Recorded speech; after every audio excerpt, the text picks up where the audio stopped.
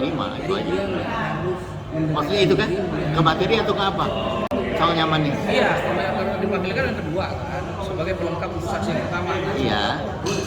Buat aku sih lurus-lurus saja, nggak ada aspek politik. Tapi saya ini kan sejak tahun 80 berjuang untuk penegakan hukum.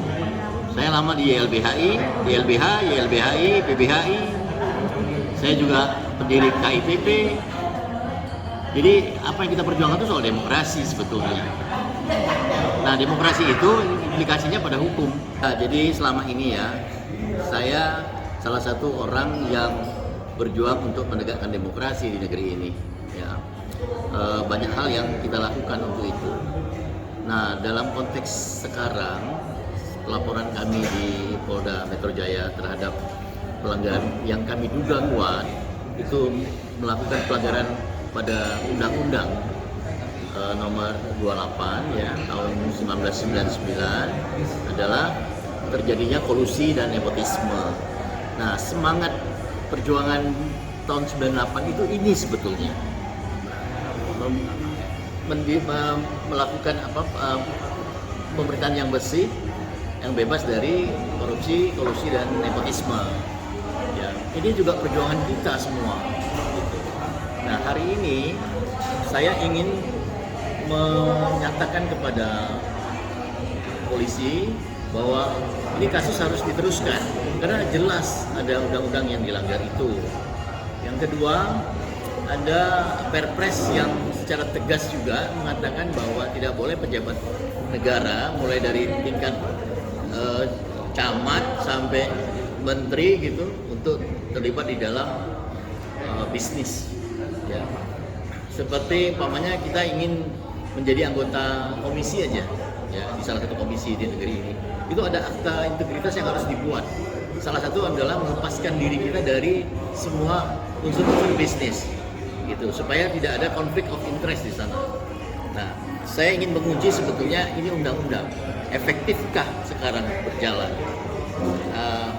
Kalau kita lihat dari perjalanan Undang-Undang Nomor 28 ini, pernah ada kasus sebetulnya di Sumatera Selatan, daerah Bengkulu, di Provinsi Bengkulu, itu seorang bupati kena ini, KKN ini. Gitu. Nah, artinya ada jurisprudensinya. Jadi sangat mungkin kita lakukan uji kembali undang-undang ini. Nah, soal fakta-fakta, saya kira yang pertama ada basic hukumnya, ya. Yang pertama ada TAP MPR, ya, nomor 108 ya, tahun 98 ya. Kemudian lahirlah kemudian undang-undang nomor 28 tadi ya tahun 99 juga tentang pemerintahan yang bersih dan bebas KKN tadi. Kemudian muncul juga undang-undang nomor 31 tentang tipikor ya, tentang tipikor gitu. Jadi sebenarnya udah lengkap ini. Tinggal negeri ini mau nggak hukumnya tegak. Untuk apa tegak? Itu pertanyaannya. Untuk kesejahteraan. Jadi kalau hukum tidak tegak, pasti tidak sejahtera bangsa ini. Nah, mulai kapan kita mau memulai itu?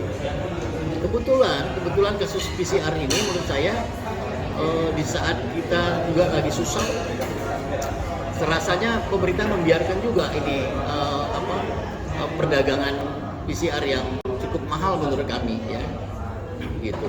Nah, dan itu bukan kami saja, dalam bentuk protes hampir semua elemen rakyat itu protes sebetulnya. Gitu. Nah, mudah-mudahan ya Kepolisian Republik Indonesia dalam hal ini Polda Metro Jaya sepakat dengan apa yang menjadi cita-cita kita semua, cita-cita demokrasi. Saya kira ada Inpres Presiden ya, Inpres yang juga menjelaskan bahwa semua aspek semua institusi yang terkait di dalam pemerintahan ini tidak boleh ikut melakukan bisnis. Itu tegas itu, Presiden loh, Inpres. Gitu. Nah, sekarang mari kita uji itu aja. Selain itu apa lagi pasca hari ini sebagai saksi ya? Saya sebagai saksi pelapor. Saksinya saksi pelapor. Nama lengkapnya Bang, maaf Bang. Saya Pasca Irianto. Ya. Lalu apa aja Bang yang akan kita persiapkan Bang? Yang jelas basic hukumnya dulu.